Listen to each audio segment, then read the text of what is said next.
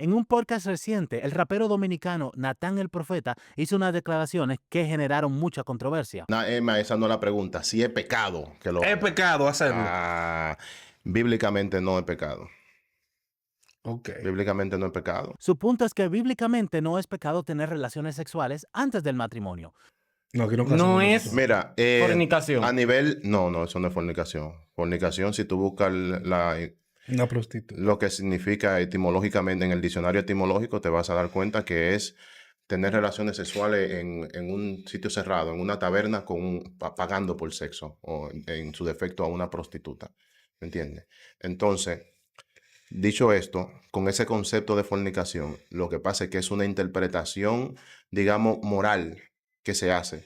De que, no, pues si no son marido y mujer, no pueden tener relaciones sexuales. Pero no que necesariamente sea un asunto bíblico. ¿Me entienden? Bíblicamente, no, eso no es fornicación. Su argumento es que la palabra que muchas veces es traducida como fornicación en realidad se refiere principalmente a la prostitución. Y si esto es cierto, entonces una enseñanza que es muy común en la iglesia viene de la tradición en vez del texto bíblico. Pero otros dicen exactamente lo contrario, que el texto sí apunta con bastante claridad a que el sexo pertenece dentro del marco del matrimonio. Entonces, la pregunta es simple. ¿Qué dice la Biblia realmente sobre este tema? Y hoy vamos a examinar el texto con calma para ver qué dice y qué no dice. Bienvenido a Simple y Cierto, mi nombre es Héctor Calvo y mi meta es ayudarte a entender y aplicar la Biblia sin enredo. Ahora, para comenzar este tema, quiero comenzar aclarando algo. Este tema tiene una tensión real y esa tensión merece respeto. El sexo es algo bueno. Dios lo creó. Es poderoso, íntimo, profundamente humano. No es un tema sucio ni vergonzoso. Es parte del diseño original de Dios. Y al mismo tiempo, muchas personas han escuchado toda su vida que tener sexo antes del matrimonio es pecado. Quieren saber si esto es lo que realmente enseña la Biblia o si es algo que la iglesia fue añadiendo con el tiempo. Mi meta aquí no es darte una regla y pedirte que la obedezcas sin pensar. Aquí queremos examinar el texto. Lo que voy a hacer es decirte lo que sí dice y lo que no dice y dónde hay preguntas genuinas que incluso los académicos no resuelven de la misma manera. Porque hay partes de este tema que son bastante claras en la Biblia y hay otras partes que no son tan claras. Ser honesto sobre esa diferencia es parte de leer bien el texto. Empecemos desde el principio. En Génesis capítulo 2, verso 24, dice, por eso dejará el hombre a su padre y a su madre y se unirá a su mujer, y los dos llegarán a ser uno solo. La nota al pie de la Nueva Versión Internacional aclara lo siguiente. Nos dice que la traducción literal es una sola carne. Esto no es solo una metáfora romántica, es una descripción de lo que ocurre físicamente. Pero la clave no es lo que dice, es el orden. Hay tres movimientos. El primer movimiento es este, dejar. El hombre deja a su familia. Eso es un movimiento público, algo que la comunidad debe ver. El segundo movimiento es unirse. Él se une a su mujer. Eso es un pacto, un compromiso que es reconocido ante todos. Tercero, ser una sola carne. Eso es el acto sexual. Quiero que te fijes en algo. No es, te gusta, tienes sexo y después ya veremos. El orden es separación pública, compromiso reconocido y entonces una unión física. Entonces la pregunta inevitable es esta. ¿Ese orden es solo una descripción de lo que pasó o es el diseño del sexo según la Biblia?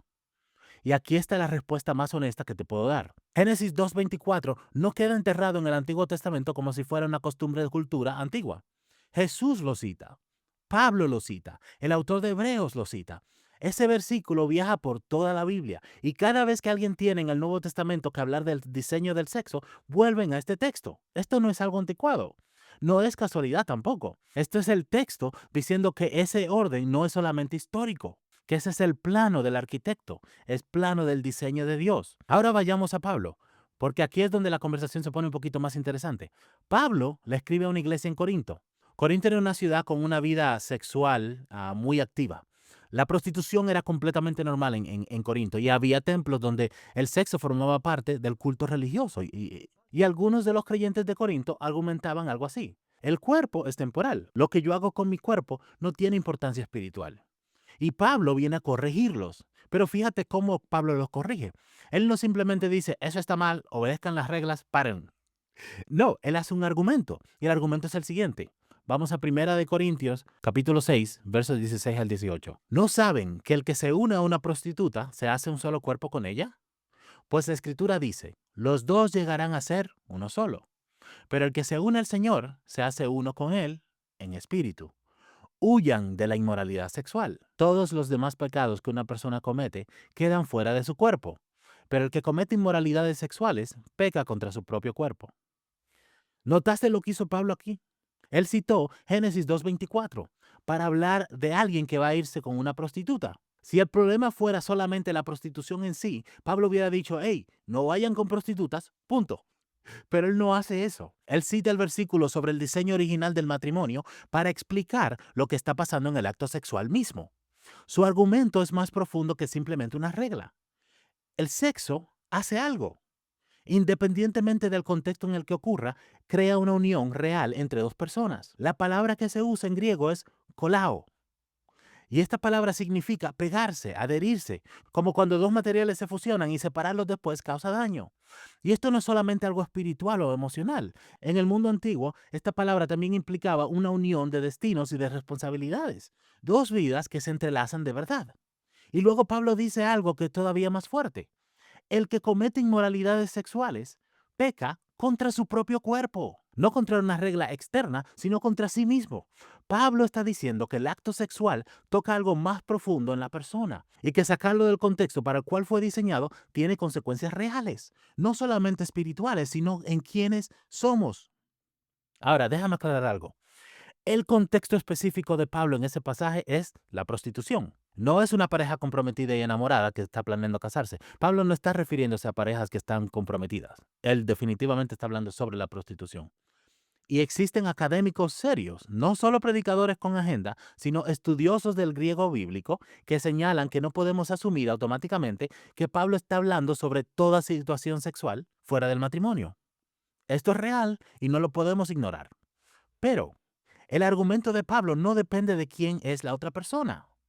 Depende de la naturaleza del acto mismo. Pablo no dice, el sexo crea una unión real, excepto si hay amor. Él no dice, excepto si hay compromiso serio. Él no pone ninguna excepción. Sin importar la situación, crea una situación real. Su punto es que el sexo siempre hace algo. Siempre.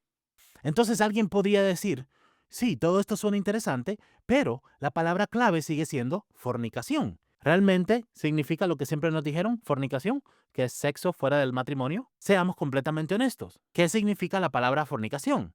Si esa palabra no significa exactamente lo que siempre nos dijeron, lo que siempre se nos dijo es adulterio significa infidelidad a tu esposo o tu esposa, fornicación significa tener relaciones sexuales fuera del matrimonio. Pero seamos completamente honestos, el debate académico sobre esta palabra es real y no está completamente cerrado. La palabra griega que se traduce como fornicación es la palabra porneia. En la NBI aparece traducida como inmoralidad sexual. Y sí es cierto que porneia viene del vocabulario de la prostitución en griego. La raíz porne significa prostituta. Entonces, hay quienes dicen que porneia se refiere específica y únicamente a eso, a prostitución, a prácticas sexuales dentro del culto o ídolos o al incesto, que es un poco lo que Natán el profeta argumenta en su entrevista en este podcast.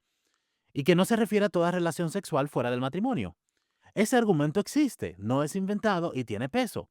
Pero hay un problema con detenernos ahí, porque esta palabra tiene un abanico amplio de significados dentro del griego del primer siglo. Y cuando revisas el Nuevo Testamento completo, porneia aparece constantemente junto a otra palabra, moikeia.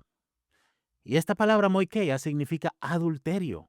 Son dos palabras distintas. Porneia y moikeia son dos palabras distintas. Quiero que lo pienses un segundo. Si porneia ya incluye el adulterio, ¿para qué usar dos palabras? El hecho de que el texto las separa constantemente sugiere algo importante.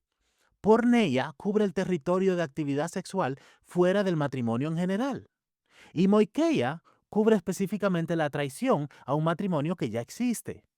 En Hebreos capítulo 13, verso 4, aparece esa distinción con claridad. Tengan todos en alta estima el matrimonio y la fidelidad conyugal, porque Dios juzgará a todos los adúlteros, moikeia, y a los que cometen inmoralidades sexuales, porneia, el matrimonio de un lado y la inmoralidad sexual del otro. Este texto no define claramente qué casos caen en esta categoría de porneia, pero sí establece que existe una diferencia entre adulterio e inmoralidad sexual. Entonces, la pregunta honesta es esta. Si porneia solamente significa prostitución en un templo pagano, ¿por qué en el Nuevo Testamento constantemente se la pone en contraste directo con el adulterio? ¿Por qué no simplemente decir no vayan a los templos? La consistencia del contraste a lo largo de todo el Nuevo Testamento sugiere que el texto no está hablando solamente de los casos extremos y paganos, está hablando de actividad sexual fuera del contexto de un pacto público y vinculante. ¿Podemos comprobarlo con 100% de certeza a partir de una sola palabra? No.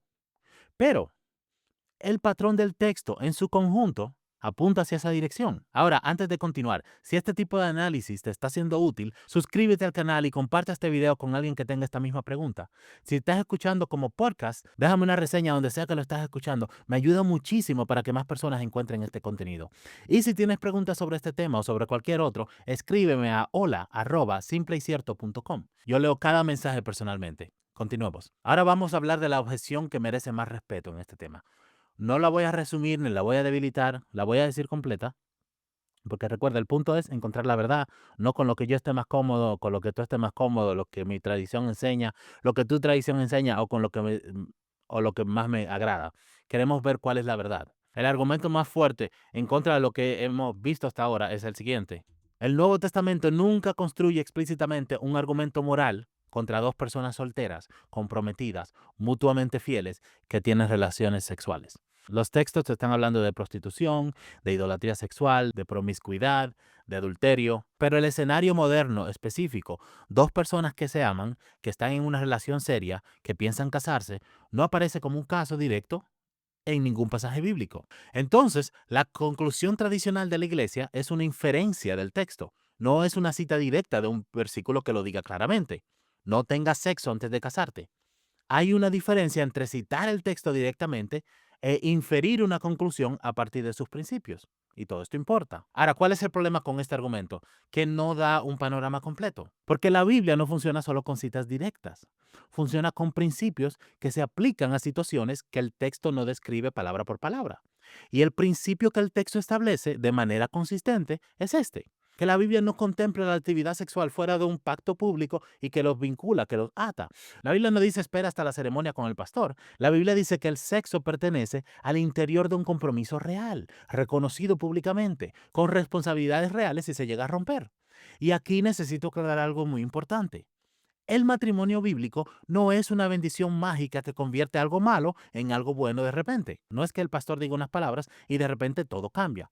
Lo que el matrimonio representa en el texto es la formalización de una responsabilidad total delante de Dios y delante de la comunidad. Y esta formalización protege la vulnerabilidad que viene con la entrega sexual.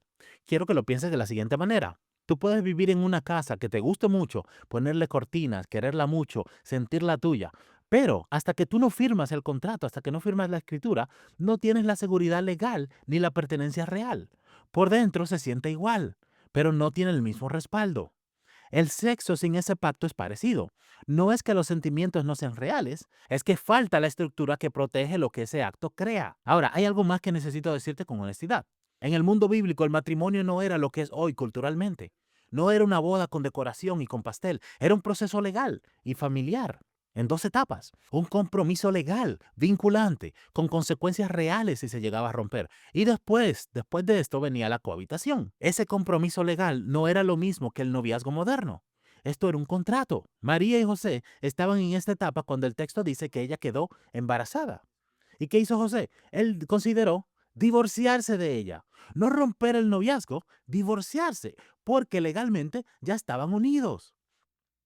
El noviazgo moderno no tiene esta estructura, no tiene esa responsabilidad pública real, no tiene ese nivel de compromiso. Entonces, cuando alguien dice estar comprometido es casi lo mismo que casado, la pregunta honesta es la siguiente: ¿comprometidos cómo? ¿Con la misma responsabilidad pública y permanente que el texto describe aquí? ¿O con un compromiso que cualquiera de los dos puede terminar el martes sin ningún tipo de consecuencia legal ni social? Esa diferencia es importante y el texto sí la nota. Entonces, ¿qué hago con todo esto? Tres cosas concretas. La primera, si alguien te dice la Biblia no dice nada claro sobre el sexo premarital, ahora ya sabes que eso no es preciso. El texto establece consistentemente un orden.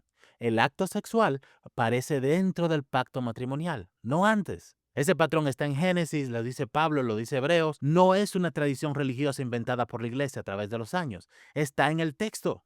La segunda, si alguien te dice la Biblia lo prohíbe explícitamente con esas palabras exactas, eso tampoco es completamente preciso. La conclusión tradicional es una inferencia bien fundamentada a partir de los principios del texto. No es una cita directa. Y hay una diferencia real entre estas dos cosas. Ser honesto sobre esta diferencia no debilita la conclusión, la hace más sólida, porque está basada en lo que realmente dice el texto, y no en una exageración que cualquiera puede desmantelar fácilmente. La tercera, y esta es la más importante, la pregunta no es solamente ¿está permitido o no está permitido? La pregunta es más profunda. ¿Para qué fue diseñado el sexo? Nuestra cultura dice que el sexo es legítimo cuando hay amor o deseo mutuo. Si se aman, está bien. La Biblia dice algo diferente. Dice que el sexo es legítimo dentro de un pacto público, permanente y exclusivo. No porque el amor no importe, sino porque el amor sin pacto no protege a las personas de la misma manera. No porque Dios quisiera controlar algo hermoso, sino porque Dios entiende que la unión sexual crea algo real en las personas y que eso real merece la protección de un compromiso real. Si estás en una relación ahora mismo y este tema te toca de cerca, no estoy aquí para condenarte, pero sí te invito a que te hagas la pregunta honesta. ¿Esta relación está construida sobre el tipo de pacto que el texto describe? Esa es la conversación que vale la pena tener. Para terminar, quiero aclarar algo sobre el tipo de preguntas que hacemos aquí. Preguntar qué dice realmente el texto no es falta de fe. Es exactamente lo que la Biblia nos dice que hagamos. Los creyentes de Berea, en el libro de Hechos, escucharon a Pablo predicar y después fueron a verificar por sí mismos si lo que decía estaba en el texto. Y el texto los llama nobles, no los llama incrédulos, los llama así por verificar. Eso es lo que queremos hacer aquí en Simple y Cierto. Queremos saber cómo es, no cómo quisiéramos que fuera. Nos vemos en el próximo episodio. Que Dios te bendiga mucho.